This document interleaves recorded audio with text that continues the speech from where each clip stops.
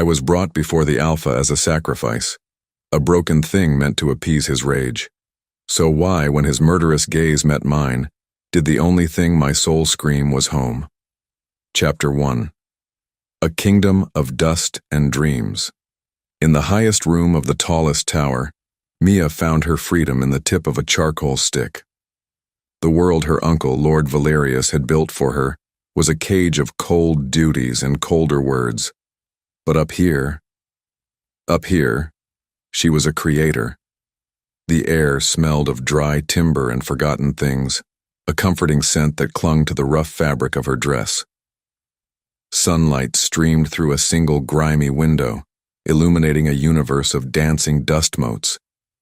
On a large sheet of scavenged paper, she wasn't sketching a simple wolf.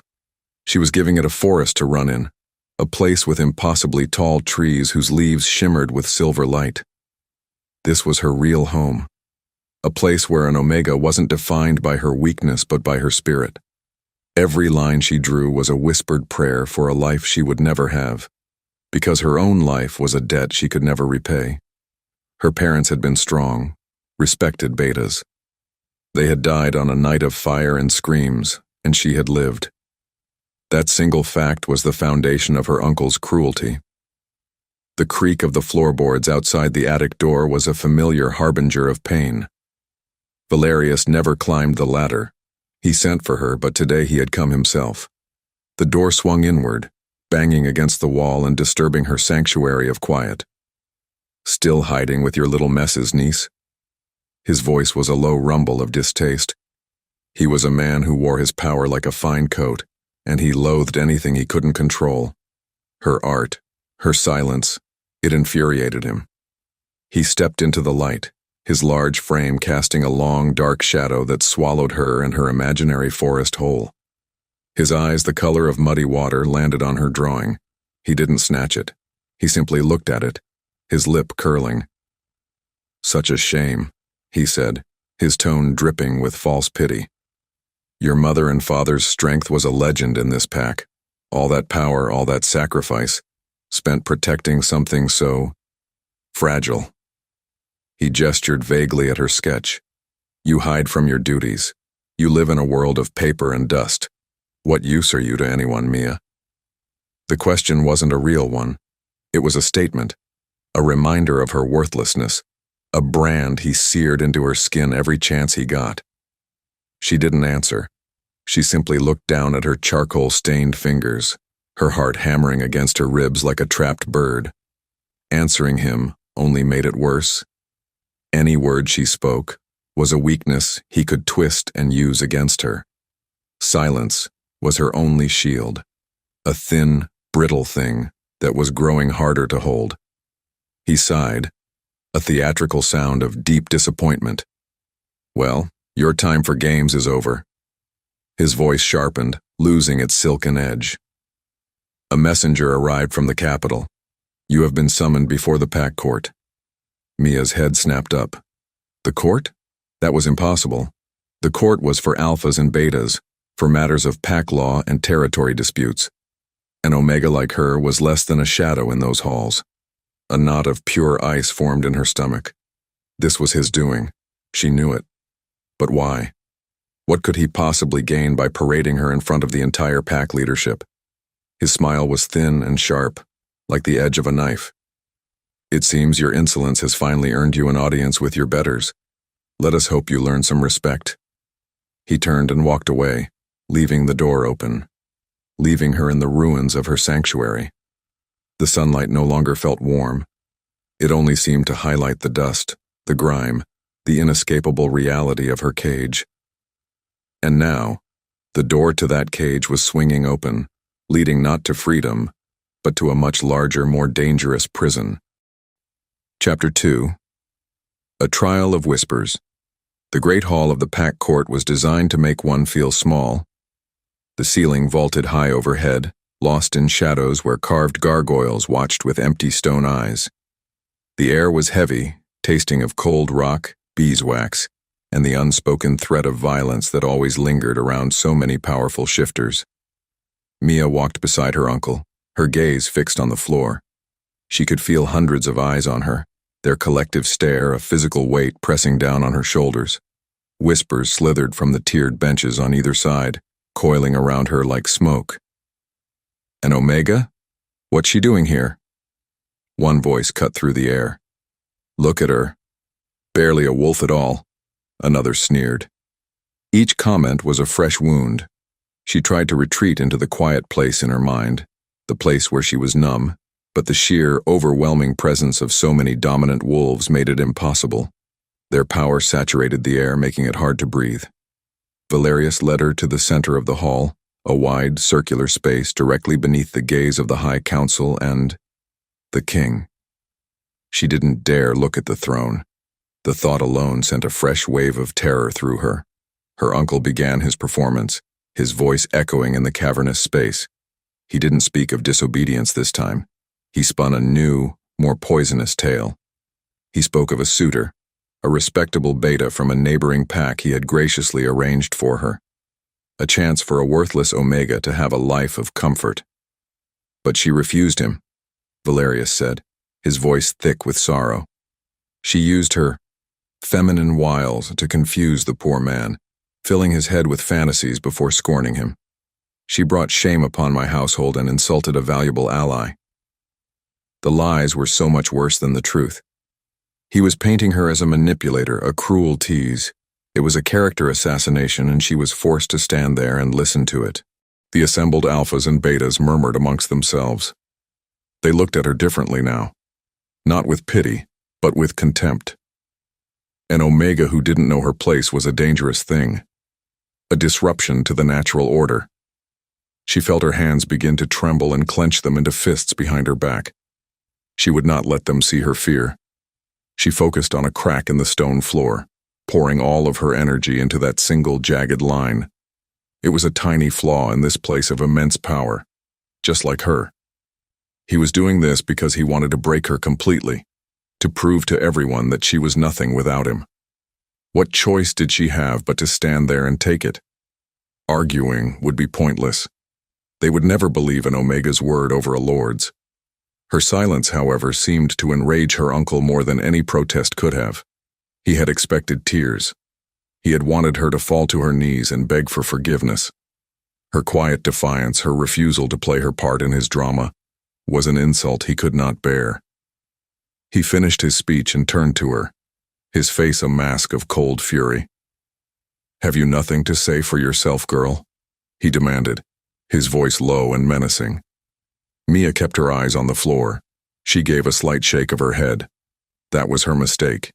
It was the final spark in the powder keg of his rage.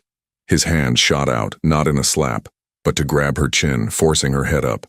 His fingers dug into her jaw like talons. "Look at me when I speak to you," he snarled. And then, with a sharp, brutal motion, he struck her. The blow was hard and deliberate.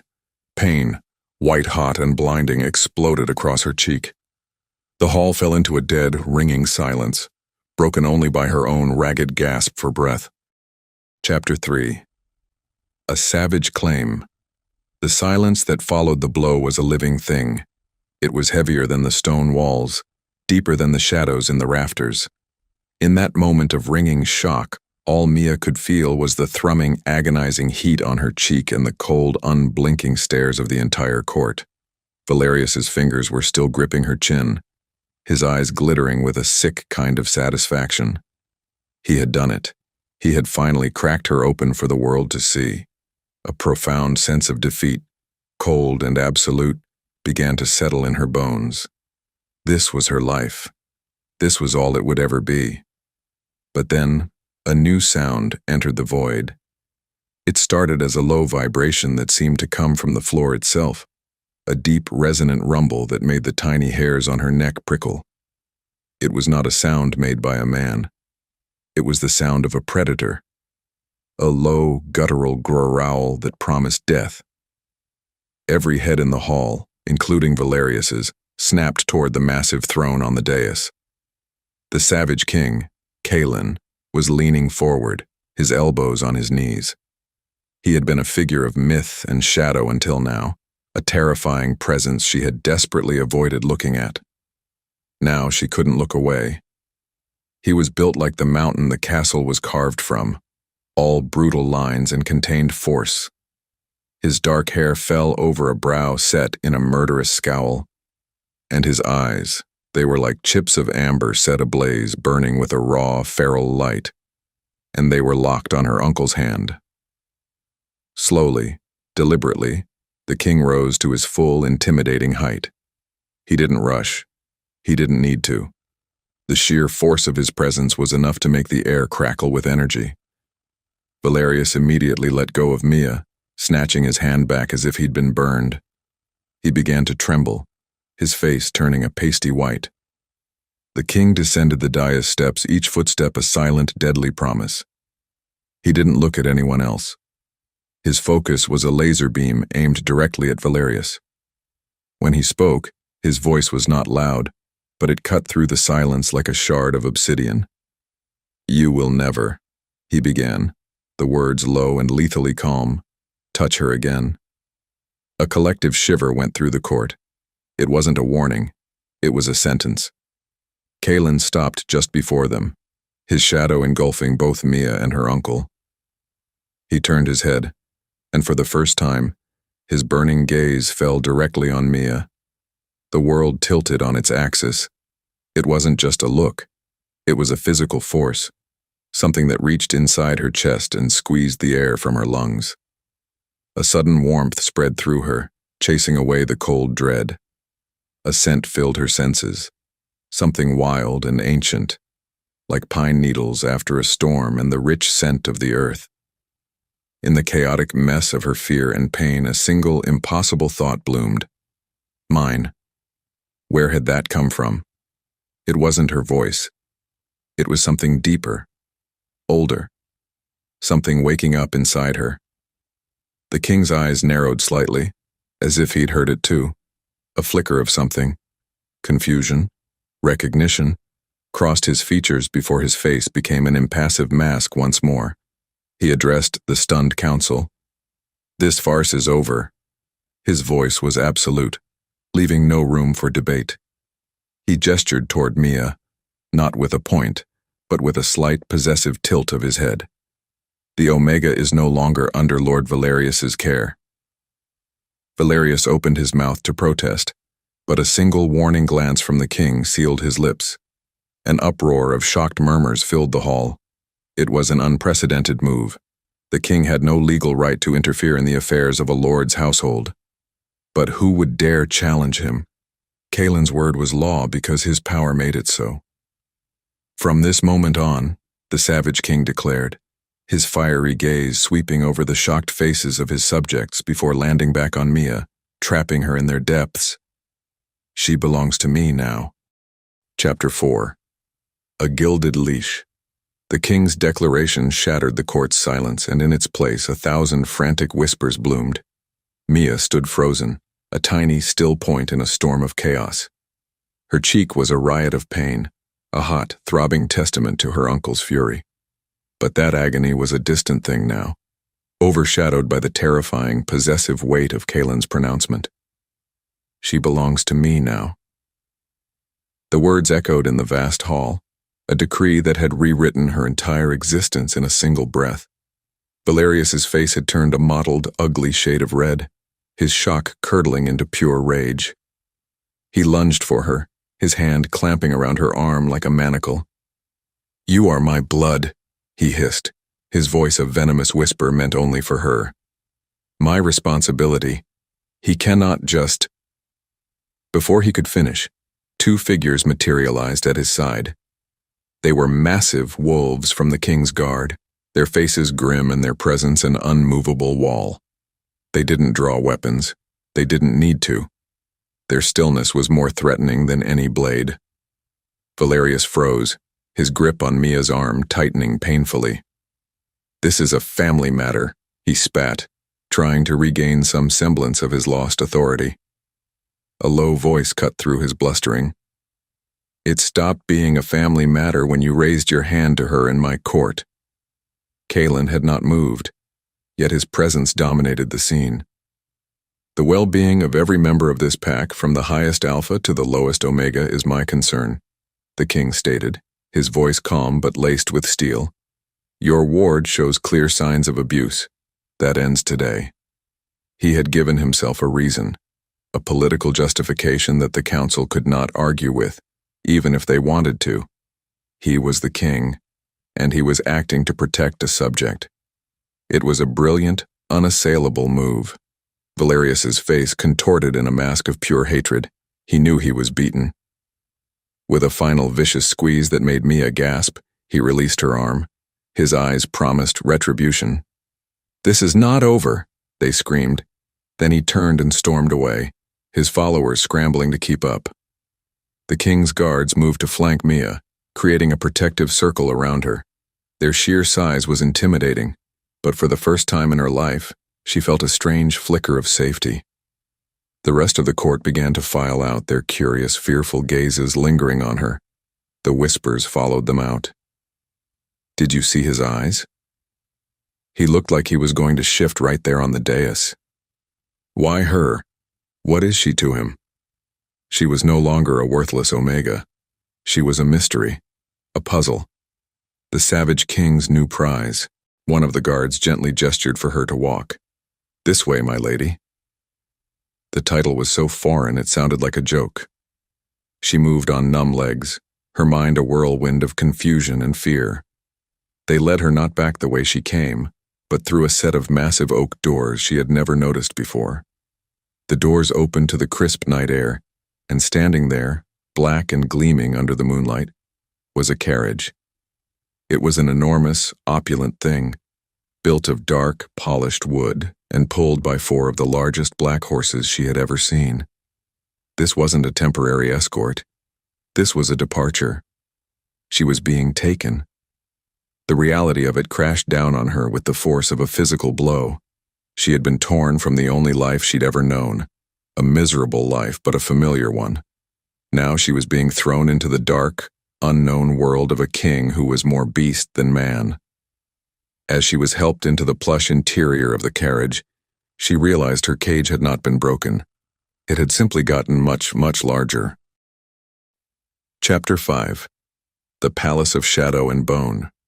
The journey was shrouded in a suffocating silence. Mia sat on a velvet seat that was softer than any bed she had ever known, her hands clenched in her lap. Directly across from her, King Kalen sat like a statue carved from granite and shadow. He hadn't spoken a single word since they left the court. He simply watched her, his strange golden eyes seeming to see right through her skin, into the terrified, fluttering heart beneath. The carriage was a prison of luxury. The air inside smelled of rich leather and something else, something wild and clean, like a forest after a rainstorm. It was his scent, and it was both unsettling and strangely calming. She was terrified of him, of course. The stories they told about him were nightmare fuel, but he had also saved her. He had stopped her uncle's hand. The contradiction was a confusing knot in her chest. Was he her savior, or her new jailer? After what felt like an eternity, the carriage rumbled to a stop. The door was opened by a guard, and the first thing Mia saw was his palace. It wasn't a castle of glittering spires and fairy tale towers. It was a fortress, a brutal, magnificent structure that seemed to grow directly out of the side of the mountain. It was all sharp angles and dark stone, a place built for war, not for comfort. She followed him inside, her footsteps echoing in the cavernous entrance hall. The palace was as cold and imposing on the inside as it was on the outside. Banners bearing the king's sigil, a snarling black wolf's head, hung from the high stone walls. Servants moved through the shadows like ghosts, their heads bowed, their faces carefully blank. There was no warmth here, no life. It was a palace of shadow and bone. Kalen led her up a winding staircase and down a long, torch-lit corridor. He finally stopped before a set of carved wooden doors and pushed them open. The rooms within were breathtaking. A fire was already roaring in a massive stone fireplace. A huge bed with a mountain of furs and pillows sat in the center of the room. A balcony overlooked a sheer drop down the mountainside. It was another gilded cage, more beautiful than the last, but a cage all the same. Here, he finally broke the silence. His voice, when it came, was a low rumble that vibrated through the floor. "You will be safe here." Mia found a sliver of courage. "Safe? Or a prisoner?" she asked, her own voice sounding small and thin in the huge room. He turned to face her, his expression unreadable. "There is a difference?" The question was blunt, not cruel. "You are a complication, little wolf. My court saw a lord strike his ward. I acted. Now you are here." He took a step closer, his sheer size seeming to shrink the room. "But do not fool yourself. This place is more dangerous than your uncle's house ever was. There are wolves here who would gladly tear you apart to get to me." He paused, his golden eyes boring into hers. "So, you will stay in these rooms. You will not wander. And when you leave them, you will stay close to me." He was warning her. He was telling her that her survival was now tied to him. "Understand?" She could only nod, her throat suddenly too dry to speak. He gave a curt nod of his own, and then turned and left, the heavy doors closing behind him with a soft final click. She was alone. The silence he left behind was somehow heavier than the one he had filled. She sank onto the edge of the enormous bed, the furs impossibly soft beneath her. The fire crackled, casting dancing shadows on the walls. She was safe from her uncle, yes, but she had been claimed by a monster, and as exhaustion finally pulled her into a deep, dreamless sleep, she wondered if she had escaped anything at all. In the deepest part of the slumber, a voice, ancient and female, whispered through her mind, "The savage heart can be tamed." It hummed, the words seeming to wind around her very soul. But only by the one who shares its blood. Mia's eyes flew open in the dark, her heart pounding against her ribs. The mysterious words echoed in the empty room, a hook baited with a destiny she could not comprehend. Chapter 6. The Beast Within. The next few days passed in a blur of luxurious confinement. Mia ate meals that were richer than any she had ever tasted, served by silent servants who refused to meet her eyes. She wore beautiful silk dresses that had been left for her, fabrics that felt alien against her skin. She spent hours on the balcony, staring out at the endless expanse of forest and mountains, a beautiful vista that only reminded her of how trapped she was. Kalen was a ghost. She knew he was in the palace. She could sometimes feel his presence, a thrum of power in the air. But she never saw him. What she did see were the other wolves.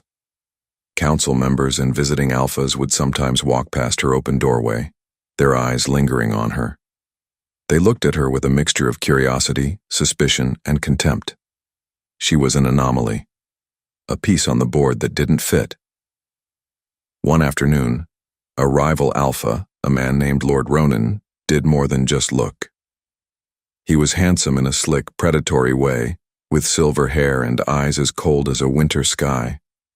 He found her in the library, a vast, dusty room she had discovered at the end of her hallway. He cornered her between two towering shelves of books, a smug smile on his face. "Well, well, the king's little pet," he purred, his voice smooth and dangerous. "I must admit, I don't see the appeal.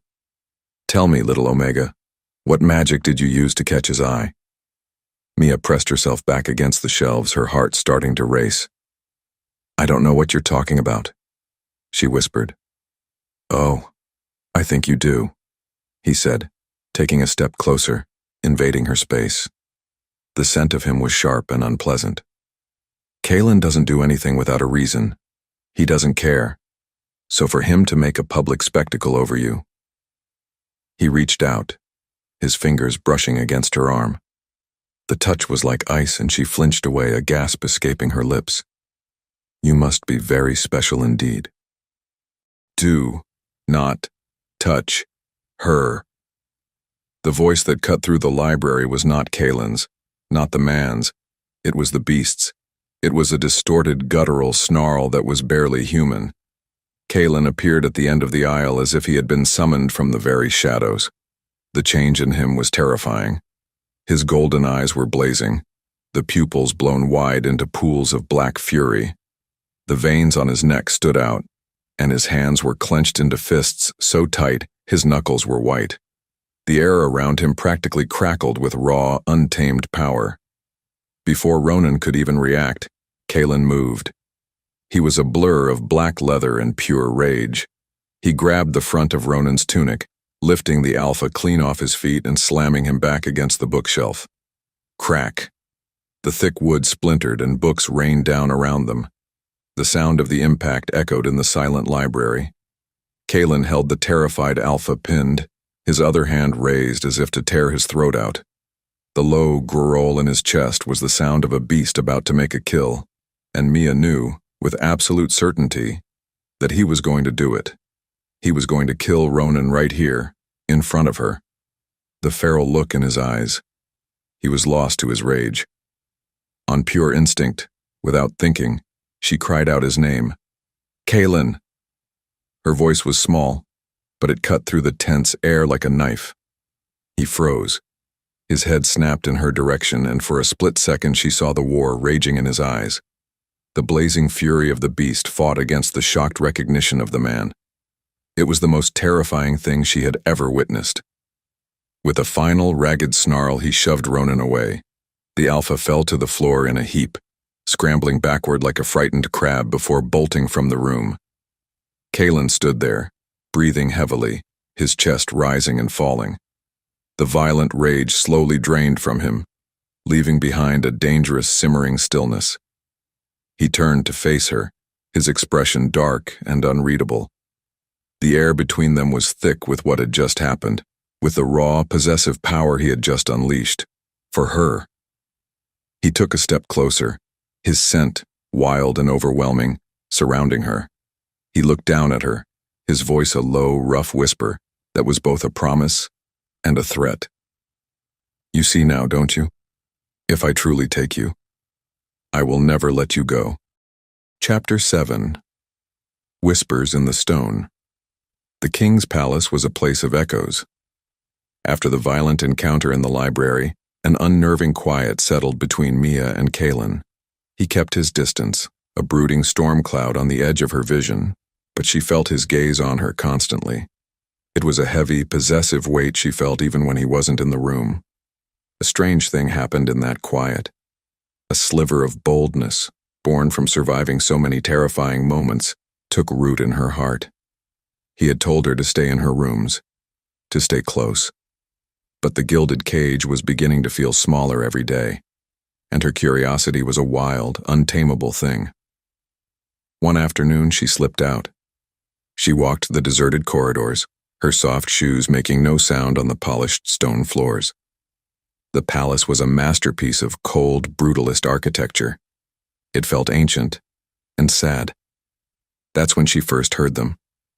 At first it was just a faint murmur on the very edge of her hearing, as soft as the rustle of a mouse in the walls. She paused, tilting her head. It was a voice, a whisper. The curse will claim him. It sighed, the sound thin and reedy like wind through a crack in the stone. Mia spun around. The hallway was empty. There was no one there. She must have imagined it. But as she continued her cautious exploration, she heard them again. More of them. They were like fragments of conversations caught in the very stones of the palace. Betrayed. A different voice sobbed. Blood will tell. Another one hissed. They were whispers of pain, of sorrow, of warning. A chill, entirely different from the cold of the castle, skated down her spine. Was she going mad? She followed one of the voices, a woman's whisper that seemed more insistent than the others. It led her down a wide corridor toward a set of ornate, partially open doors. This was the council chamber. The whispers grew stronger here, a chorus of ghostly laments. She crept closer, her heart a frantic drum against her ribs. Peeking through the gap, she saw 3 of the pack's highest-ranking alphas standing around a large stone table. She recognized them from her trial. They were supposed to be Kalen's most trusted advisors. They were not speaking like allies. His instability grows worse, the oldest one, Lord Tyrell, said, his voice a low growl. Slamming Ronan against a wall for touching an Omega? It's a sign. The feral half is winning. He is compromised, another agreed. This distraction, this girl, she has bewitched him. He is not fit to rule. The third alpha nodded. We must act before he drives this pack into ruin. The curse is consuming him.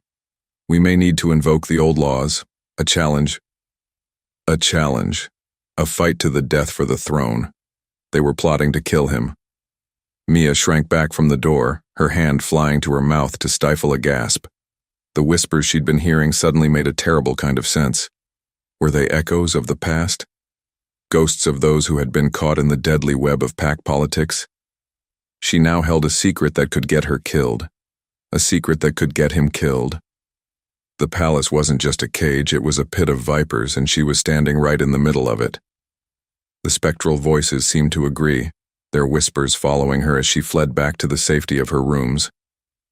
Run, little wolf. They seemed to cry. Run before the stones drink your blood too. Chapter 8. The Scent of a Lie. Armed with her terrifying new secret, Mia knew she had to warn him. She waited for him that evening, her nerves stretched thin. When he finally entered her chambers to ensure she was there, she confronted him, the words spilling out in a hushed, frantic rush. The council. They're plotting against you. I heard them. They said you were unstable. They spoke of a challenge. Kalen listened, his face an unreadable mask of stone. When she finished, he didn't thank her. He didn't even seem surprised. He simply looked down at her with a cold, dismissive air that was more painful than her uncle's slap. Do not concern yourself with matters you cannot possibly comprehend, little wolf, he said, his voice flat and devoid of emotion. Your only concern is to stay here and stay quiet. The dismissal was a slap in the face. It stung, leaving her feeling small and foolish. But it was just the beginning. The next day, he began to push her away with a calculated cruelty that took her breath away. He summoned a new guest to the palace. Her name was Lady Seraphina, a tall, elegant alpha female with eyes like chips of ice and a tongue just as sharp. Kalen made it a point to be seen with her. He walked with her in the gardens, his head bent close to hers as if sharing secrets. He dined with her at his private table, his laughter, a sound Mia had never heard before, echoing in the great hall. And he did it all while making sure Mia was watching. He was parading this woman in front of her, trying to prove how insignificant she was. It worked. A raw, aching hurt bloomed in Mia's chest. It was jealousy, a fierce, possessive, and utterly confusing emotion. Why should she care? She was his prisoner, his complication. He was the savage king, a monster. But the logical part of her brain was being drowned out by a storm of feeling she couldn't control. The invisible string of the mate bond, a thing she didn't even understand, was being pulled taut, and it was agony. She felt like a fool, and the hurt quickly hardened into a cold, quiet anger. She started to believe she had imagined the protective beast in the library, that she had misinterpreted his actions. He was just what everyone said he was, a heartless, savage king. That evening, seeking refuge from the suffocating atmosphere of the palace, Mia slipped out onto a small, hidden balcony that overlooked the royal gardens. Below, she saw them. Kalen and Seraphina were walking along a moonlit path. Mia shrank back into the shadows, her heart a heavy stone in her chest. She watched as Seraphina laughed, a tinkling, artificial sound, and placed a delicate hand on Kalen's arm, her fingers tracing a pattern on his leather sleeve. Mia braced herself for the inevitable pain. But then she saw it. Kalen's body went rigid. It was a subtle thing, almost imperceptible. But she saw it. She saw the muscles in his jaw clench. And then she heard it. A low, rumbling grrrl that was barely a whisper on the night air. It was the same sound he'd made in the library, the sound of the beast. He gently, but firmly, removed Seraphina's hand from his arm. His wolf, the truest part of him, could not stand another female's touch. It wanted only one. It wanted her. The realization hit Mia with the force of a physical blow. It was all a lie. The coldness, the dismissal, The other woman. It was all an act, a shield. But why? Was he trying to protect her by making her seem unimportant to his enemies? Or was he trying to protect himself from the very bond she was just beginning to feel? The questions spun in her mind, chasing away the hurt and leaving a hot, burning determination in its place. She was tired of being a pawn in a game she didn't understand. She was tired of being manipulated by men who thought her weak. She would find out the truth. Not just about the plotting council or the whispers in the stone, but the one secret that had haunted her entire life. The real story of how her parents had died. Chapter 9. Ink and Ash. Her new resolve was a fire in her veins. If Kaelin wouldn't give her answers, she would find them herself. There was only one place in the palace where secrets were buried: the archives. The same vast, dusty library where Kaelin had revealed the beast within him. She waited until the moon was high and the palace had fallen into a deep, slumbering quiet. Slipping from her bed, she crept through the sleeping castle, her bare feet silent on the cold stone. The library was even more intimidating at night, a labyrinth of shadows and secrets. The whispers were here too, stronger than ever. They tugged at the edges of her mind, a chorus of sorrowful pleas and fragmented warnings. But she forced them down. She had a purpose now. She went to the section dedicated to pack history, her fingers tracing the dusty spines of ancient tomes.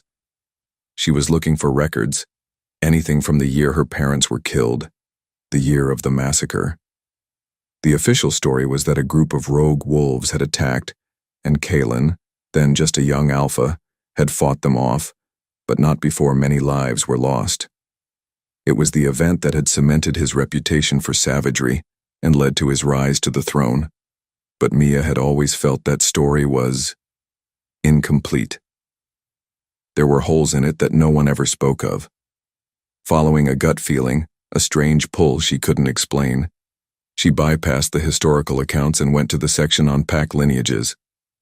She found the leather-bound book for her family line, the one that traced her blood back for generations. It felt heavy in her hands, heavy with history. Her fingers trembled as she flipped through the delicate, brittle pages. She found her father's name, then her mother's. And there, beside her mother's entry, was a symbol she had never seen before, a crescent moon entwined with a thorny vine. It was faded, almost invisible, and next to it, a single line of text, written in a different, shakier hand. Most of it had been scratched out, the ink smeared into a black, ugly scar on the page. But one word was still faintly legible. Lycan. The word hit her like a physical blow. Lycan. The first wolves. The ancient, powerful ancestors of their kind, blessed by the moon goddess herself. They were myths, bedtime stories. They were not supposed to be real, and they were certainly not supposed to be in her family tree. Before she could even begin to process the impossible word, a shadow fell over the page and a large, powerful hand slammed the book shut with a deafening thud. The sound echoed like a gunshot in the silent library. Mia gasped and spun around. Kaelin. He stood over her, his face a thundercloud of fury. "What are you doing here?" he snarled, his voice a low, dangerous rumble. His anger was a living thing in the small space, but beneath it, she saw something else flicker in his golden eyes. It was panic, pure, undiluted fear. He was terrified that she had seen it. The knowledge gave her a surge of courage. "I'm looking for answers," she shot back, her voice a fierce whisper. "The ones you refuse to give me. What is this all about? What are you hiding?" "You are playing with fire you cannot control," he growled, backing her up against a towering shelf of books. He braced his hands on either side of her head, trapping her. His body was a wall of heat and muscle, his scent, pine and earth and wildness, filling her senses, making her dizzy. Some secrets are buried for a reason. "I have a right to know," she insisted, her hands pressed flat against his chest. She could feel the frantic, heavy beat of his heart beneath her palms. It was racing as fast as her own. The anger in his eyes warred with something else, something hotter and more confusing. The space between them crackled with an impossible tension. His gaze dropped from her eyes to her mouth. The world seemed to shrink to the few inches that separated them. He was going to kiss her. The thought was both terrifying and thrilling. He leaned in, his breath warm on her lips, and then he recoiled as if he'd been burned. He shoved himself away from her, a look of self-loathing twisting his features. His rage won. "Get out!" he snarled, his voice raw. "Get out, and do not ever come back here." She didn't need to be told twice. She fled, his command chasing her from the room. But she took two things with her: the ghost of a kiss that never happened, and a single impossible word that changed everything. Lycan. Chapter 10. An unwanted claim. The fragile peace that had settled over the palace shattered. After the night in the archives, the air between Mia and Kaelin was thick with unspoken things. He avoided her, his presence a dark, brooding storm she could feel from rooms away. But his avoidance was a tangible thing, a loud silence that screamed his turmoil. The word she had seen, Lycan, was a ghost that haunted her every waking moment.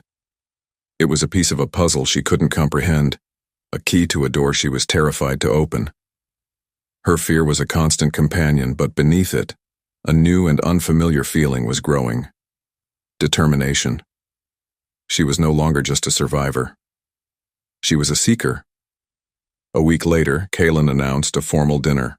It was a political necessity, a show of strength and stability after the recent events. He commanded her to attend.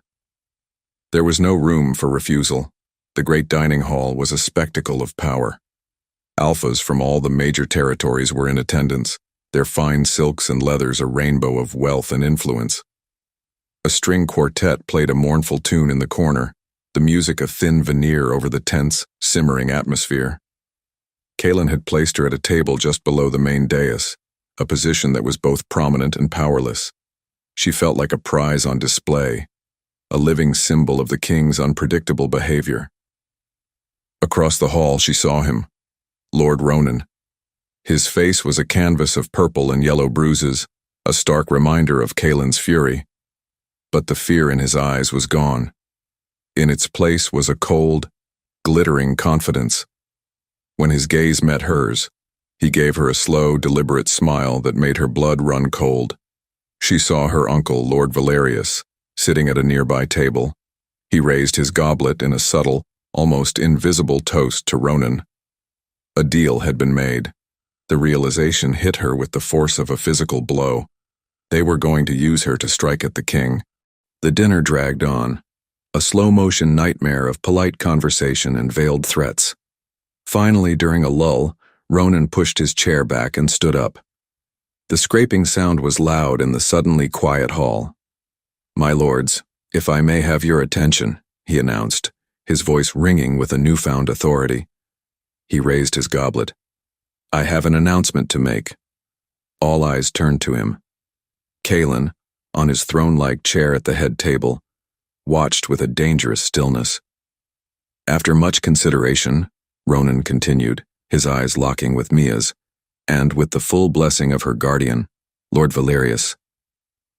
He let the words hang in the air, savoring the moment. "I am formally and publicly claiming the Omega Mia as my chosen mate." A collective gasp swept through the room.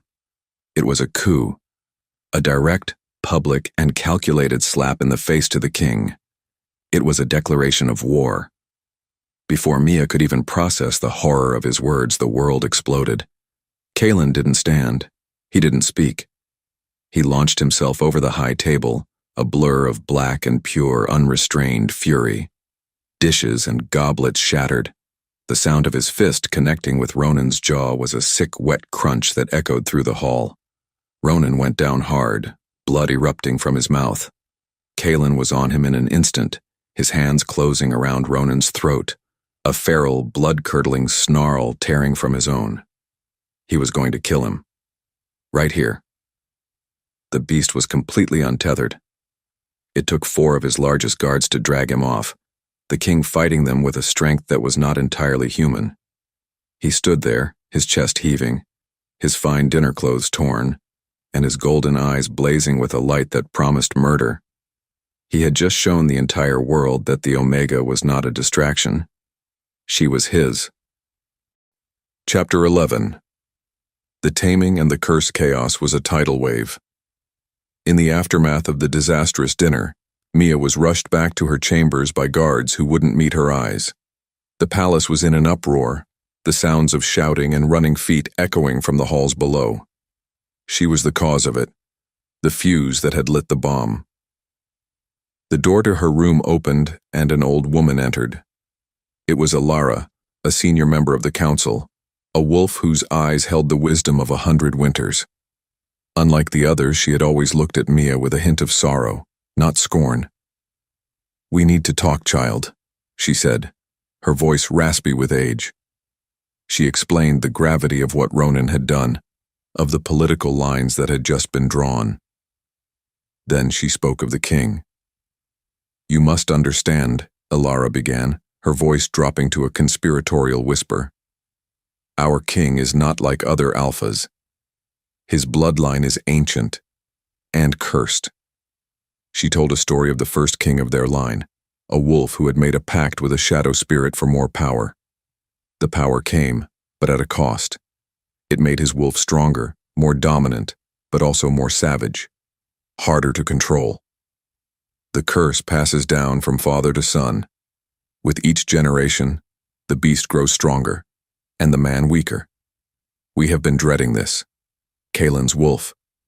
It is the strongest the line has ever produced. Mia's blood ran cold. The whispers in the stone. The curse will claim him.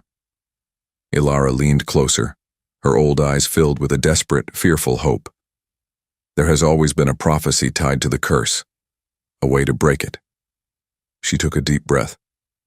A king of savage blood will rise, his reign a storm of fire and might.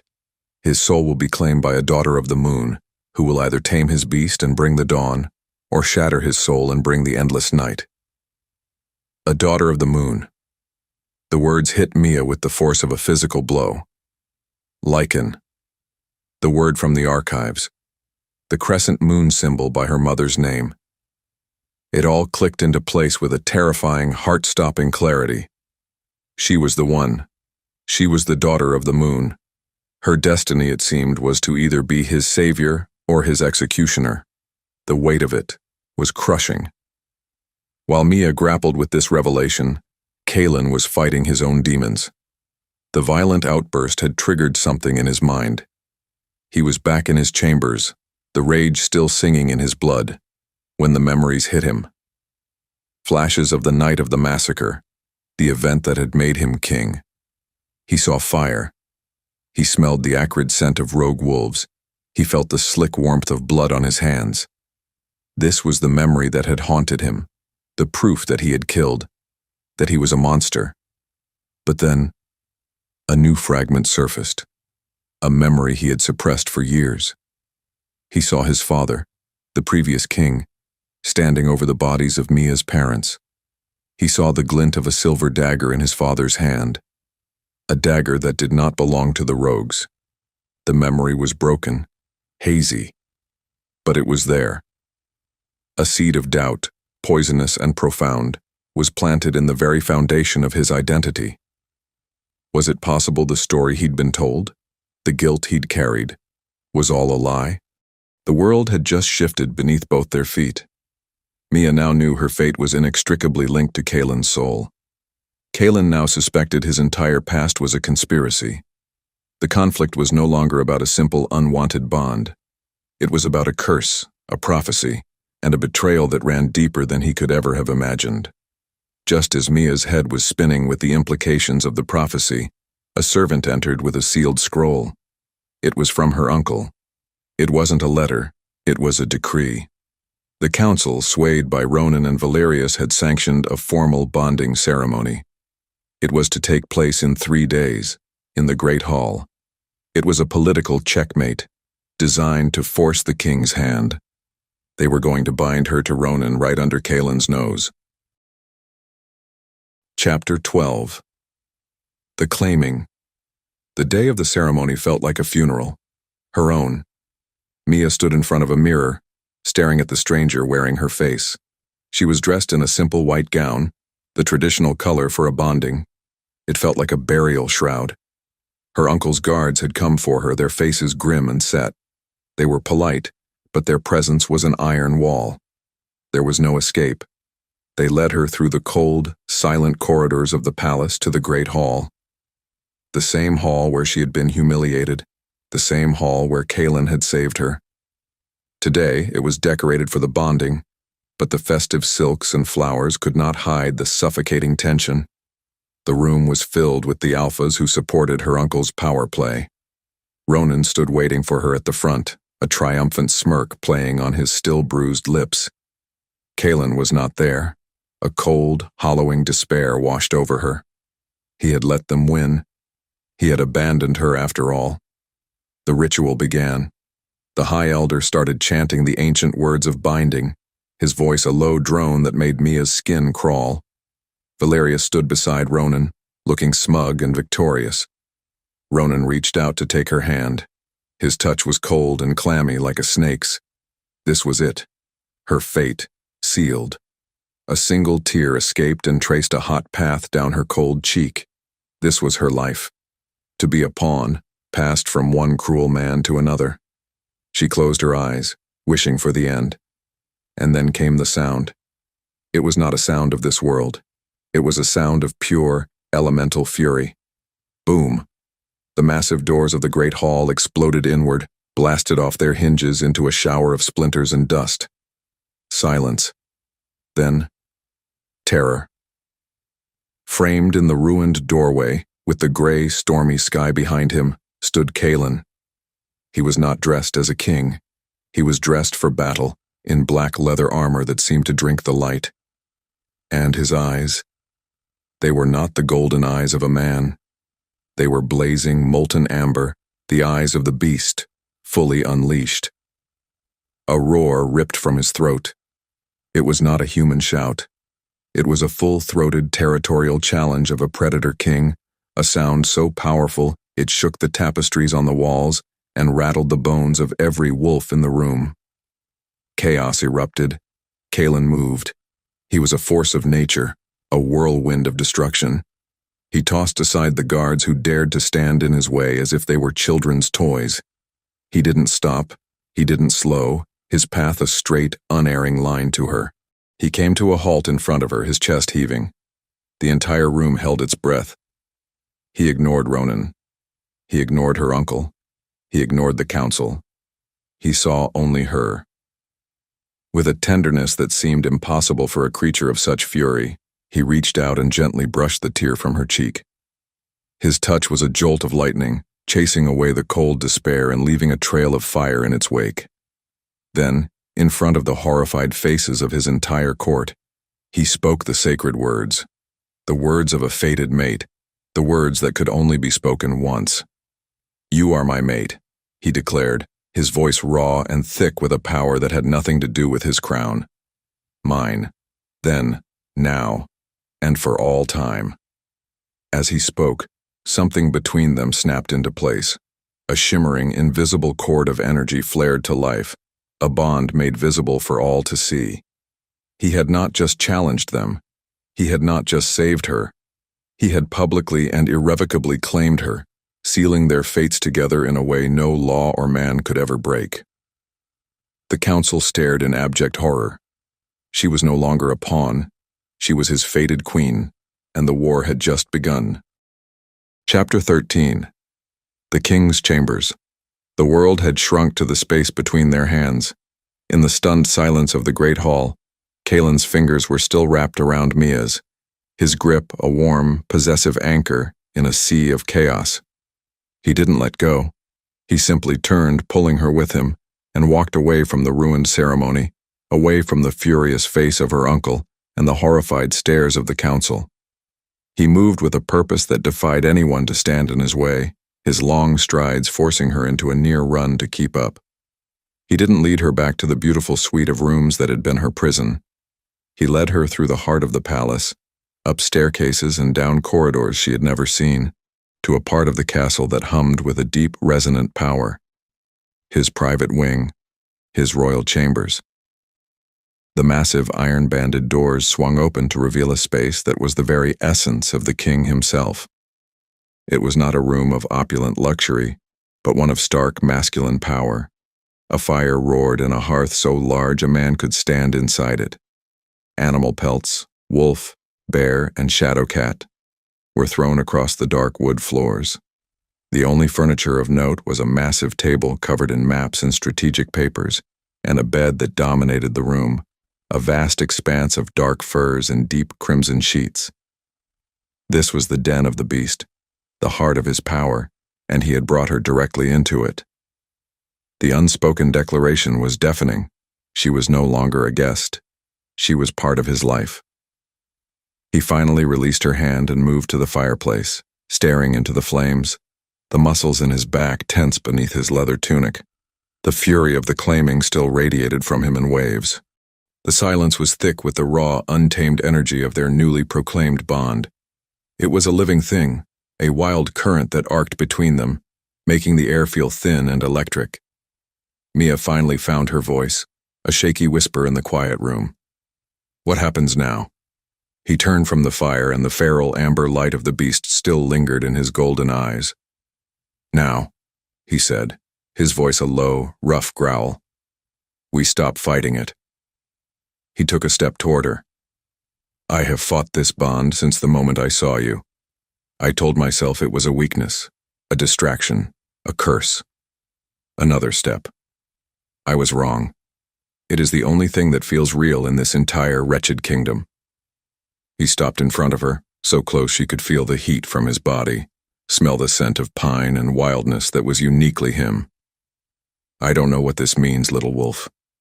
I don't know if the prophecy is true, if you are my salvation or my ruin. I only know that you are mine." The confession was raw, torn from the deepest part of him. The tension, the fear, the longing, the anger, it all converged in that single explosive moment. He lowered his head, and this time, when his gaze dropped to her lips, he did not pull away. The kiss was not gentle. It was a desperate, hungry collision, a surrender to a fate he had just declared in front of the entire world. It was the heat of the fire, the fury of the storm, the raw, possessive claiming of a king who had finally accepted his mate. It was everything. And in the quiet aftermath, lying tangled in the furs of his bed with the fire casting flickering shadows on the walls, a fragile, dangerous hope began to bloom in Mia's heart. Perhaps, just perhaps, she had not been claimed by a monster, but by a man. Outside the heavy doors, however, the whispers of dissent were already taking root, a poison that was about to turn their newfound hope to ash. Chapter 14. The Witch's Mark. A fragile piece as thin and delicate as spun glass settled in the king's chambers for 3 days. It was a world unto itself. Mia and Kaelin existed in a bubble of intense, newfound intimacy. For the first time, he spoke to her of his past, of the crushing weight of the crown and the constant battle with the beast inside him. He didn't mention the massacre, but he spoke of his loneliness. She, in turn, found herself telling him about her art, about her parents, about the suffocating silence of her life with Valerius. They were two broken, lonely souls who had found an anchor in each other. But outside their door, the kingdom was fracturing. Kaelin was consumed by the political fallout of his actions, holding endless, tense meetings with the few council members who remained loyal. He was distracted, his focus divided between the woman in his bed and the war brewing outside his door. Lord Tyrell and Valerius saw their opportunity. They did not move against the king directly. They moved against his perceived weakness, his heart. They began to build their case, piece by poisonous piece. They produced a small, crudely made doll, a puppet with a strand of dark hair claiming it was found in Mia's old rooms. They brought forward a terrified servant girl who swore under oath she had heard the Omega, chanting strange guttural words late at night. Mia's desperate whispered attempts to understand the ghostly voices in the stone. They spun a tale of witchcraft, of a conniving, low-born female who had used dark magic to ensnare the king, to drive him mad and seize power for herself. Given Kaelin's increasingly erratic and possessive behavior, the story was terrifyingly believable to a superstitious and frightened court. The trap was sprung while Kaelin was in a closed-door meeting with his war council, arguing over troop movements. The doors to his chambers burst open without a warning. Lord Tyrell stood there, flanked by a dozen of the council's personal guard. Mia, who had been sketching by the fire, jumped to her feet, her heart leaping into her throat. "Mia of the House of Valerius," Tyrell declared, his voice ringing with false authority. "By order of the High Council, you are under arrest for the crime of witchcraft." The words made no sense. Witchcraft? Before she could speak, two guards grabbed her arms, their grips bruising. She cried out, a raw, terrified sound. "Kaelin!" He came.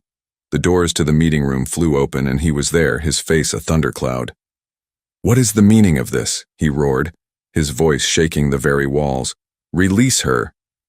"The law is clear, Your Majesty," Tyrell said smoothly, holding up a scroll with the council's seal. "An accusation of witchcraft supported by evidence must be met with an immediate trial. Not even the king can interfere with the old laws." He gestured, and another guard presented the puppet on a velvet cushion. Kaelin stared at the crude doll, then at Mia, who was struggling in the guard's grip. For one fatal, heart-shattering moment, he hesitated. The pressure of the curse, the weight of the prophecy, the whispers of his own court that she had driven him mad, it all crashed down on him at once. A flicker of doubt, of pure, agonizing uncertainty crossed his face. Could it be true? The question was there, in his eyes, just for a second. But a second was all it took. For Mia, that flicker of doubt was a betrayal sharper than any blade. He didn't trust her. After everything, when it mattered most, he looked at her and saw not his mate, but a potential curse. The fight went out of her. Her body went limp, and the hope that had bloomed in her heart just days ago withered and died. She stopped struggling and simply stared at him, her expression one of cold, broken resignation. The guards began to drag her away. As they passed her uncle, who had been standing in the shadows, he leaned in close, his breath a foul whisper against her ear. "Your mother was a witch too," he hissed, a triumphant cruelty in his eyes. "It runs in the blood." From his sleeve he produced a small, ornate dagger. The blade was black, coated in something dark and oily.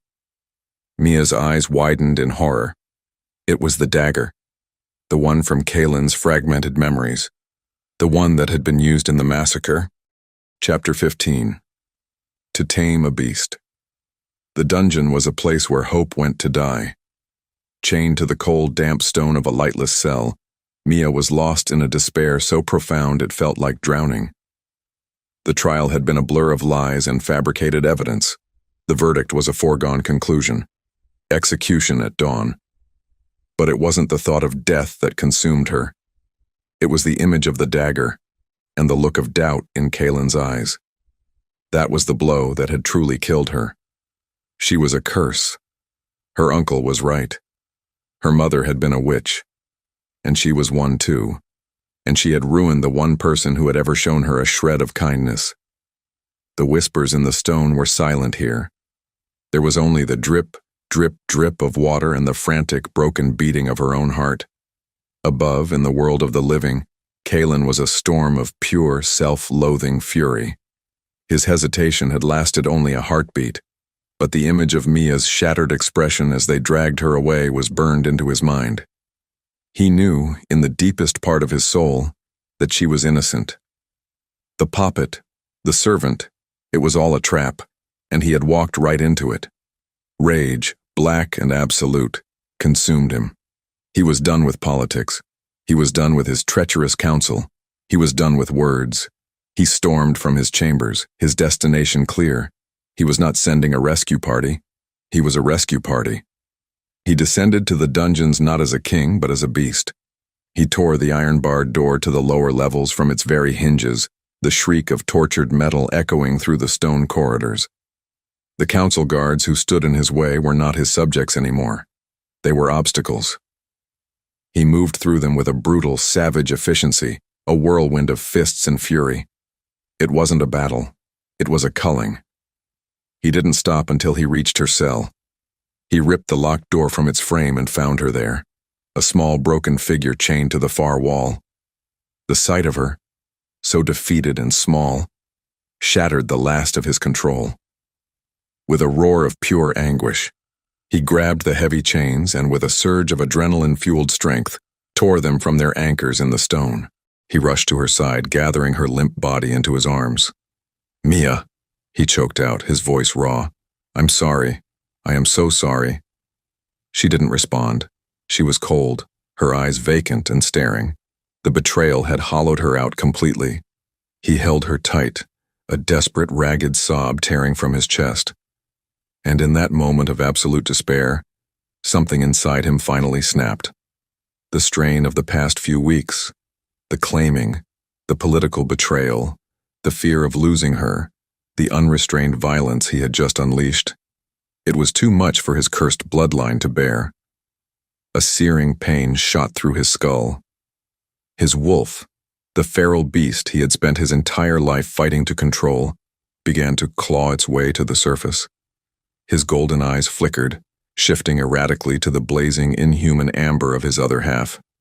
A pained groan tore from his lips, and he clutched his head, his body trembling with the force of the internal battle. He was losing. The curse was finally, irrevocably taking over. Seeing the sheer agony on his face, the silent, desperate war he was fighting within himself, something inside Mia stirred. Her own pain, her own betrayal, seemed to fade into the background, replaced by a fierce, primal, and overwhelming need to save him. The prophecy was here. The endless night was falling, right here in this cold, dark cell. And she was the only one who could stop it. Chapter 16. A King's Blood. The world was a whirlwind of pain and terror. Kalen was losing himself, the curse a ravenous beast chewing at the edges of his soul. Mia, still reeling from her own betrayal, saw the man she was just beginning to know being dragged into an abyss of his own making. Acting on an instinct deeper than thought, she reached out through her own despair and pressed her hands to his face. "Kalen," she whispered, the name a fragile anchor in the storm of his agony. "Stay with me, please." For a heart-stopping moment, the blazing amber of his eyes focused on her. He saw her. The man was still in there. With a shuddering gasp, he seemed to pull back from the brink, the feral light receding, leaving his golden eyes clouded with pain and exhaustion. He was weak, disoriented, but he was himself. "We have to move," he rasped, his voice rough and strained. "Now." He knew the council would not stop. They had declared war. He pulled her to her feet, his strength a fraction of what it usually was, and half carried her from the dungeons. They moved through the guts of the castle, through secret, winding passages that smelled of damp earth and centuries of secrets. He was leaning on her as much as he was supporting her, his body trembling with the effort of holding his wolf at bay. He was bleeding from a dozen small cuts from his rampage, and each step seemed to cost him dearly. His only thought was escape, to get her somewhere safe, away from the vipers in his court. They finally emerged into a small, secluded courtyard, a forgotten space overgrown with ivy, the moonlight casting long, skeletal shadows. And then the trap was sprung. From the darkness, figures emerged. Lord Tyrell stood at the forefront, his face a grim mask of resolution, a silver-laced sword gleaming in his hand. He was flanked by a dozen of the council's most elite guards, their armor silent, their expressions cold. They had been waiting. "It is over, Kalen," Tyrell said, his voice echoing in the small courtyard. "Your reign ends tonight." Kalen shoved Mia behind him, his body a trembling but defiant shield. "You will not touch her," he growled, the beast stirring dangerously close to the surface again. The fight was a desperate, brutal affair. Kaelin was a cornered lion, a whirlwind of ferocity born from love and desperation. He fought with a savage grace, his fists and feet landing with bone-jarring force. He took down 2 guards, then a third, but he was outnumbered, exhausted, and bleeding. He was a fading storm against a rising tide. Tyrell, a skilled warrior in his own right, saw his opening. While Kaelin was engaged with 2 other guards, the old lord lunged.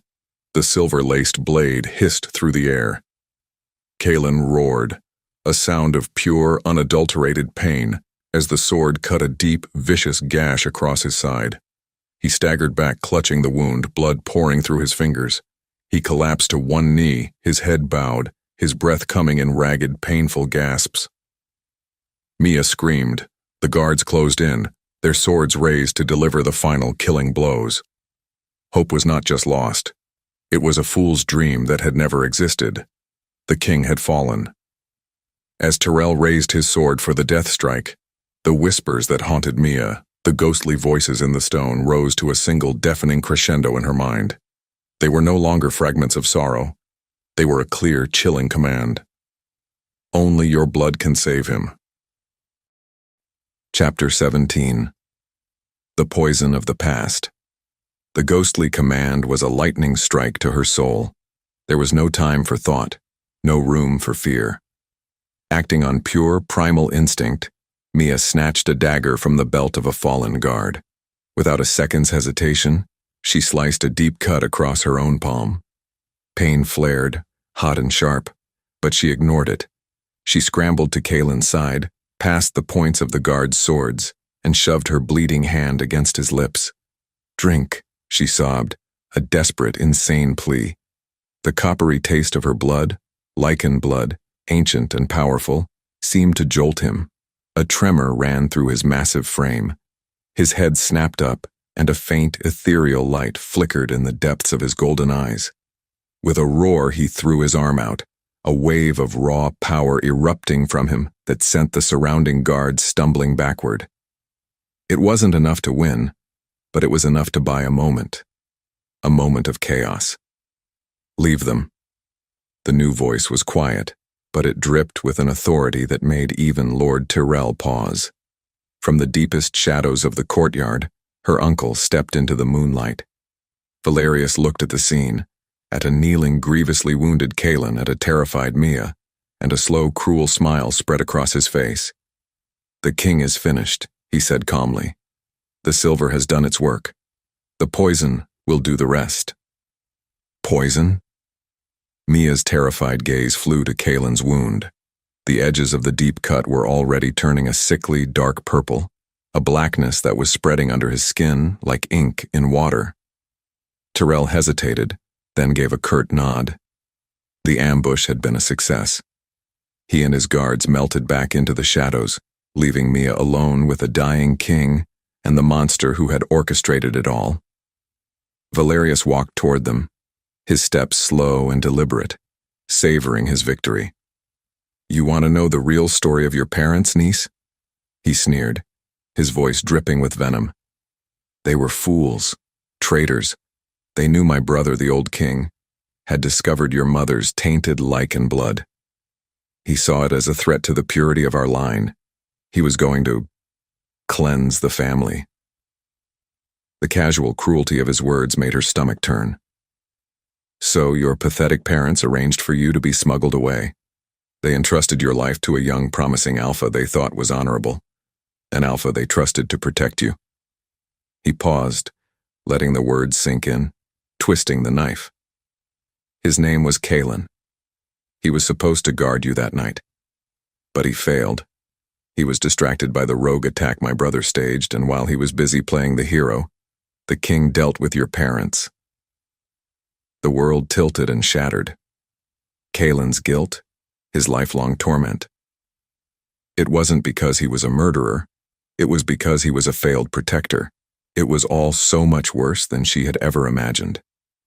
"And this," Valerius said, his voice dropping to a triumphant whisper as he produced the small, ornate dagger with the black wolfsbane-coated blade, "is the very instrument that corrected their mistake. the same poison that now runs through your king's veins. Before Mia could even draw a breath to scream, he lunged. The movement was a blur. She felt not a sharp pain but a sudden, shocking cold as he plunged the poisoned dagger deep into her stomach. Like mother, like daughter, he hissed in her ear. And then he was gone, swallowed by the darkness. Chapter 18. In the arms of the beast. The pain was a cold, silent explosion. It didn't make her scream. It stole her breath, her thoughts, everything. The world narrowed to the feel of the dagger's hilt buried in her stomach and the icy fire of the wolfsbane poison spreading through her veins. Valerius was gone. She was alone, dying in a forgotten courtyard next to the only person who had ever made her feel seen. Her only thought, the last coherent thought she would ever have, was Kaelin. Using the last fading embers of her strength, she crawled. She dragged herself across the cold, unforgiving flagstones, leaving a smear of dark blood in her wake. Every movement was an agony beyond description, but she had to get to him. He was slumped against the wall, barely conscious, his own life draining away from the poisoned silver wound. But his eyes were open. They were fixed on her. They widened in pure, abject horror as he saw her, as he saw the dagger hilt protruding from her belly, the dark stain spreading across the white fabric of her dress. She collapsed against his chest, the last of her strength gone. She could feel the faint, ragged rhythm of his heart beneath her ear. "It wasn't your fault," she managed to whisper, her voice a wet, rattling sound. The poison was in her lungs now, stealing her air. With a monumental effort, she lifted her hand and touched his face, his rough cheek, one last time. Kaelin. Her name for him was the last breath she ever took. Her hand fell away. Her body went limp. She was gone. For a moment, there was only silence. A deep, profound stillness in the moonlit courtyard. And then a sound began. It was not a sound of sadness. It was the sound of a universe being torn apart. A low, guttural noise of pure, undiluted agony that clawed its way out of Kaelin's throat. It was the sound of a soul breaking in half. His scream of grief became a roar of absolute world-ending rage. The man was gone, wiped away by a tidal wave of loss. His grief was the key, the poison was the catalyst, and the curse was the door. It burst open. His body convulsed, bones snapping and reforming with sickening cracks and pops. Muscles tore and re-wove themselves into a new, monstrous shape. Fur, as black as the void between stars, erupted from his skin. He rose. He was no longer a king. He was no longer a man. He was a creature of nightmare, a monstrous beast twice the size of any wolf, with eyes that burned like coals from hell. The savage king was dead. The savage beast was born.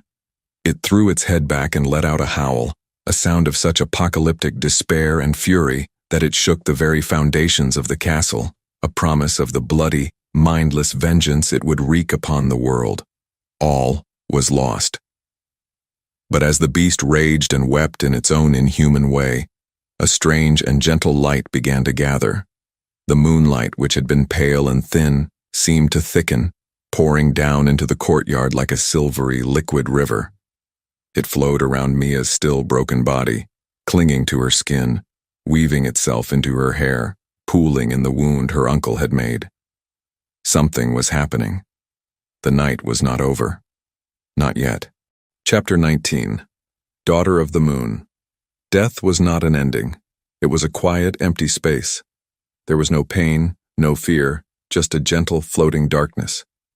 Mia was a thought, a memory, adrift in a silent, starless void. But she was not alone. The whispers that had haunted the palace stones were here too. They were no longer faint or fragmented. They were clear, calm, and welcoming, a chorus of female voices that felt ancient and familiar. They were the voices of her ancestors. "Do not be afraid, child," one whispered, the sound like chimes in the darkness. "The poison did not kill you. It woke you." Woke her? The concept was a distant ripple in the stillness. She had felt the dagger. She had felt her life bleed out onto the cold stones. Then, a light began to dawn in her void. It was not the harsh light of the sun, but a soft, silver luminescence that felt like coming home. The moonlight from the courtyard was pouring into her darkness, a warm, liquid river of pure energy. It filled her, chasing away the last of the shadows. She felt it pour into the gaping wound in her stomach, not with a searing heat, but with a gentle, cool touch. The voices hummed around her a song of creation. The blood of the wolf is weak. It fears the bane. But your blood is older, purer. The poison is not a death sentence. To the daughters of the moon, it is a key. Her death had not been an end. It had been a metamorphosis, a shedding of a skin that had grown too small. Sensation returned like a tidal wave. The first thing she felt was the cold, hard stone beneath her back. The second was the dampness of her own blood. The first thing she smelled was the coppery tang of that blood, mixed with the scent of ozone and the wild, musky grief of the beast. The first thing she heard was that beast's howl, a sound of such profound, soul-shattering despair that it felt like a physical blow. Her eyes flew open. The moonlight was so bright, so intense, it was almost blinding. It clung to her skin like a second skin, a shroud of silver power. With a strength she did not recognize as her own, she sat up. The world was new. The colors were deeper, the edges of things sharper, as if a veil had been lifted from her eyes. She looked down at her stomach. The wound was gone. In its place was not a scar, but a faint silvery mark that seemed to shimmer with its own inner light. Her first thought, her only thought, was his howl. Kalen. The beast's grief was a physical pain in her chest, a direct, agonizing echo of the bond they now shared. She knew with a certainty that was as real as the stone beneath her, that the man was lost in that storm of sorrow. She was the only one who could bring him back. She got to her feet, her movements fluid and sure. Her body, once so fragile, felt powerful, thrumming with a strange new energy. She caught her reflection in a dark puddle of rainwater and blood. The girl who stared back was her, but she was not. Her eyes, once a simple, gentle brown, were now flecked with silver, glowing with the same soft light as the moon above. The worthless Omega was gone, burned away by poison and pain. A queen had risen from her ashes, and she made a silent vow, not as a victim but as a ruler. No one will ever own me again, she thought, the words a promise of fire and iron. But I choose him. Chapter 20. Taming the Savage. She followed the trail of destruction, a path of sorrow and rage carved through the heart of the castle. The savage beast was a hurricane of grief, a mindless force of nature that only knew loss. Smashed furniture, torn tapestries, and the still bodies of council guards marked its passage. The palace itself seemed to be weeping, its stones trembling with the force of its master's agony. She found him where it all began, in the great hall, the place of her humiliation, her claiming, her rebirth. He was a creature of nightmare, a hulking shadow of fur and fury, surrounded by the last of Lord Tyrell's men. They were trying to bring him down with silver chains and blessed pikes, but it was like trying to cage an earthquake. He was too fast, too strong, his grief making him invincible to pain. He swatted a guard aside, the man flying through the air like a broken doll. He was about to rip another one in half when Mia stepped through the shattered doors. "Kalen," she said.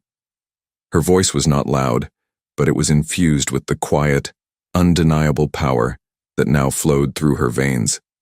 It cut through the din of battle, through the roars of the beast, through the fog of his mindless rage. The monstrous creature froze. Its head, massive and terrifying, snapped in her direction, its burning, inhuman eyes fixed on her. It did not see a threat. It did not see a ghost. The man buried deep inside was lost, but the beast recognized its mate. A sound tore from its throat, a confused, mournful cry that was half roar, half whimper. It charged, not to attack, but in a blind, desperate rush of confusion and overwhelming instinct. The remaining guards screamed for her to run, to save herself. She did not move. She stood her ground as the mountain of shadow and muscle thundered toward her. She held out her hand. "It's me," she said softly, her voice a balm on the raw, open wound of his soul. "I'm here. I'm home." He skidded to a halt just inches from her, his hot, ragged breath washing over her. He was a monster, a terrifying engine of destruction. But as she looked into those burning eyes, she saw the broken, grieving man trapped within. She reached out and pressed her palm flat against the side of his massive, furry head. His fur was coarse, matted with blood, but beneath it she could feel the thrum of his life. Her touch was an anchor. The mate bond, fully awakened in both of them, flared between them, a bridge of silver light connecting her heart to his. The man inside, lost in the storm, grabbed onto it. The transformation back was a violent, agonizing spectacle. The beast fought to hold on, roaring in protest as its host was ripped away from it. Kalen screamed, his body convulsing as bones snapped and reshaped themselves. Mia did not look away. She held on, her hand gentle but firm, her presence a steady, unwavering light in his personal hell. He collapsed at her feet, human again, naked and vulnerable, his body trembling with the aftershocks. He looked up at her, his golden eyes filled with a broken, wondering light, and laid his head in her lap.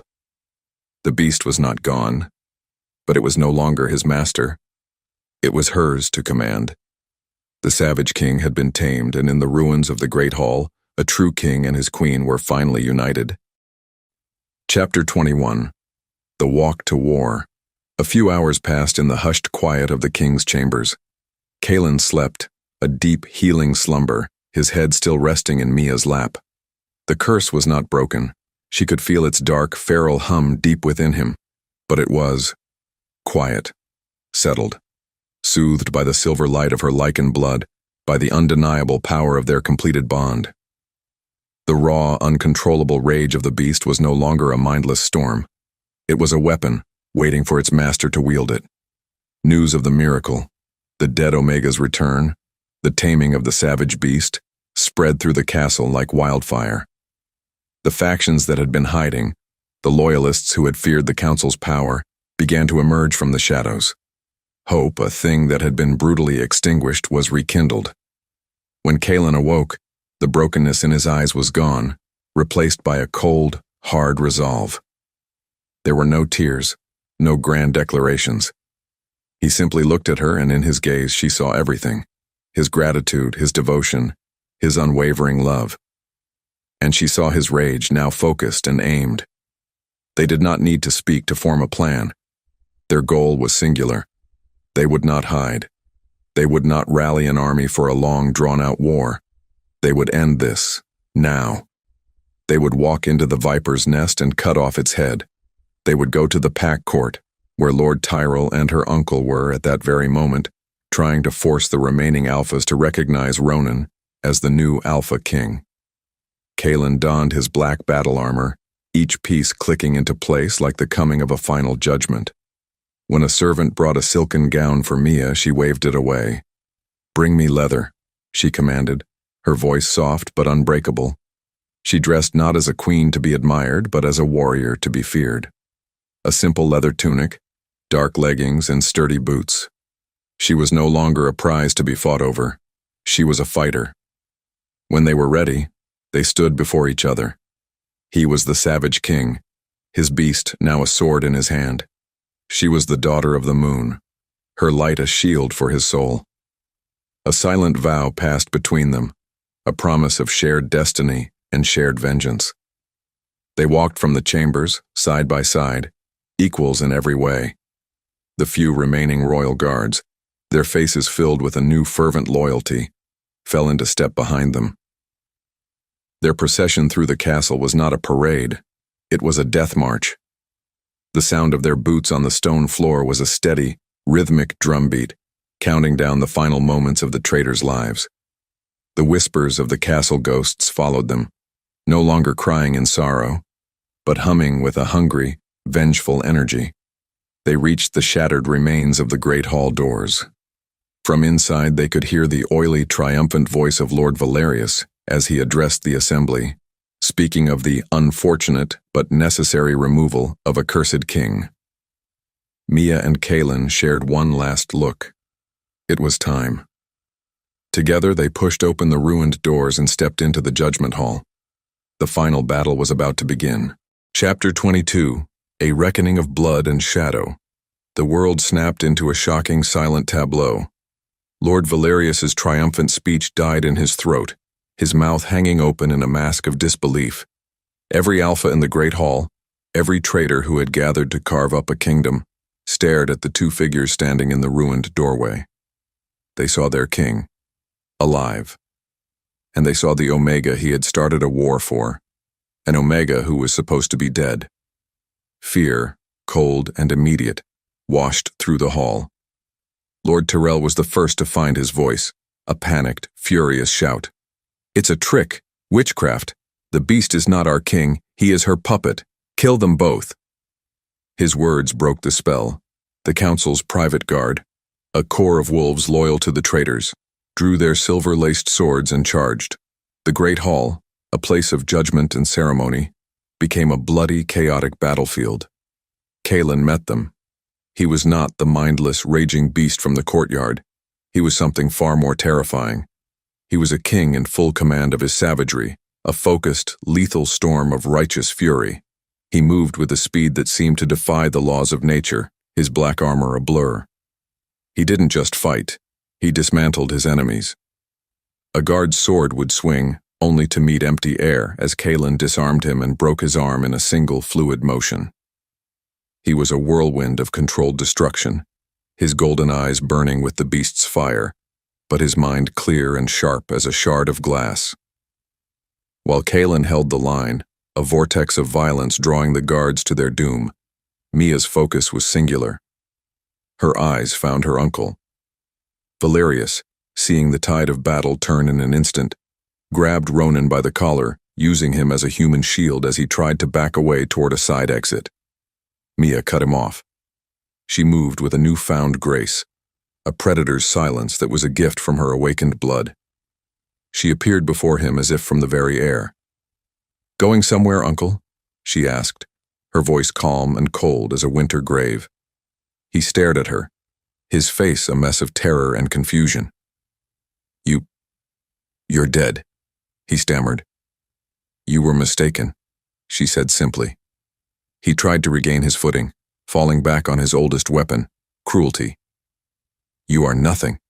A worthless half-breed mistake, just like your mother." The words, once so powerful, were now just empty noise.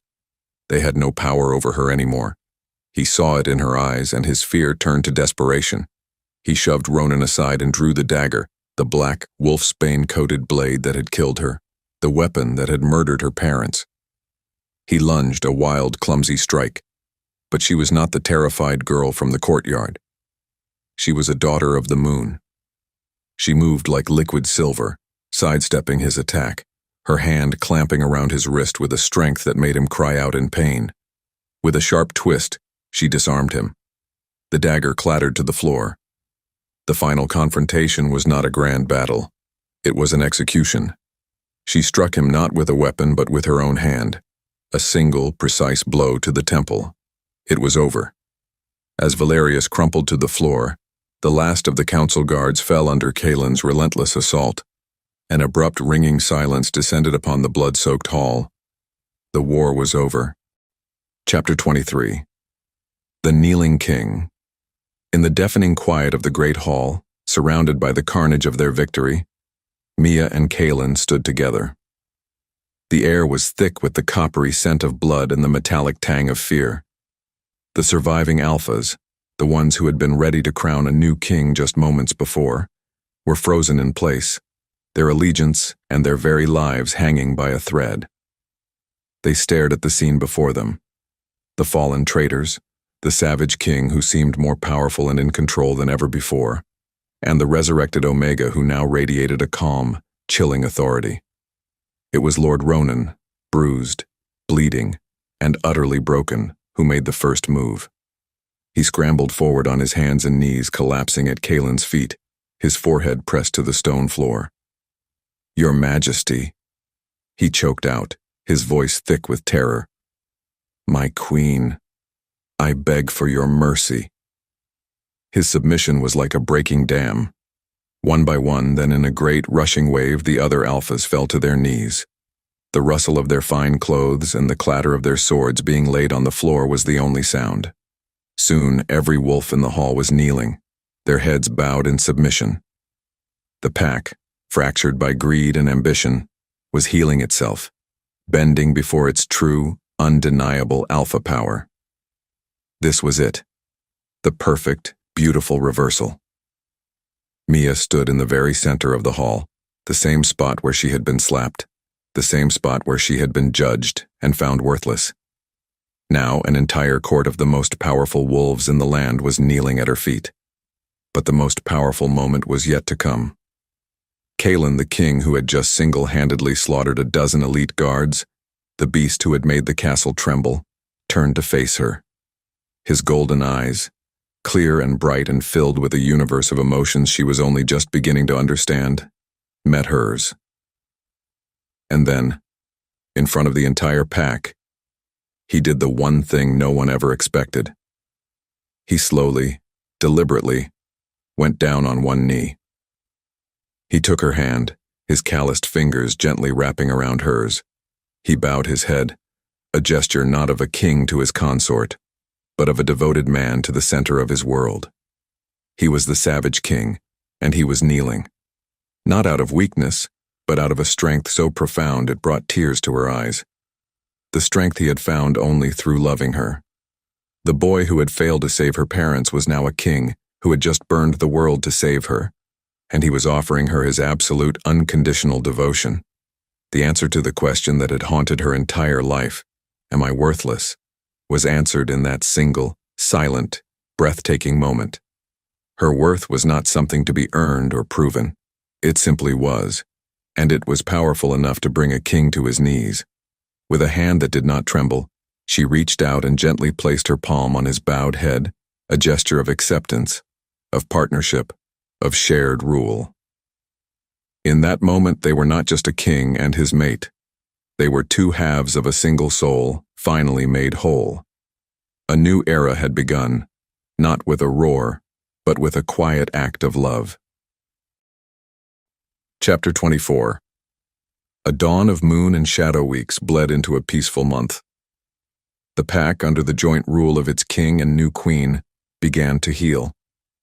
The houses of the traitors were dealt with, not with the brutal, mindless vengeance of the old king, but with a firm, measured justice that solidified Kaelin's new reign.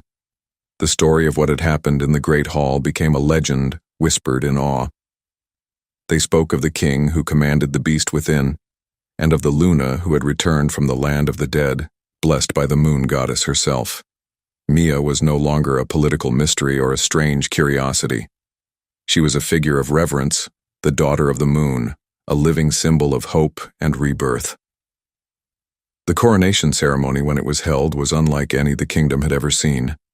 It was not a stiff, formal affair, but a joyous celebration of life and loyalty. Mia stood on the dais beside Kaelin, not a step behind him. When the crowns were brought forth, there were two. He was crowned with a simple circlet of burnished gold, representing the sun and the strength of the wolf. She was crowned with a delicate circlet of woven silver, representing the moon and the magic of the Lycan. They were not king and Luna. They were the sun king and the moon queen, two rulers, two powers, united as one. As the silver crown was settled on her head, the bond between them flared, a visible aura of shimmering gold and soft silver that washed over the assembled crowd, a tangible blessing that brought the entire pack to a unified, celebratory howl. Her transformation was complete. The humiliated, worthless Omega was a distant ghost. A radiant, powerful Lycan queen stood in her place. Later that night, they stood on the grand balcony of their chambers, the same balcony where she had once felt so hopelessly trapped. A cool breeze whispered through the mountain pines, carrying the scent of a kingdom at peace. Kalen came up behind her, wrapping his strong arms around her waist and pulling her back against his chest. He rested his chin on her shoulder, and they stood in a comfortable, perfect silence, watching the stars glitter in the vast dark sky. He had saved her from a life of misery and abuse. She had saved him from a curse of rage and loneliness. Their journey had begun with a slap, a spark of violence in a cold, uncaring world. It had led them through death, despair, and a war that had nearly torn their world apart. But they had emerged from the ashes, remade and whole. He pressed a soft kiss to her temple. The love between them was no longer a confusing, terrifying force of nature. It was a deep, quiet river, a source of unwavering strength. It had not just made them powerful, it had healed the broken pieces of their souls. Together, the Savage King and the Moon Queen looked out at their new dawn, a future they would build side by side. Their love, a legend forged in fire and blood, now shining as brightly and as eternally as the moon itself.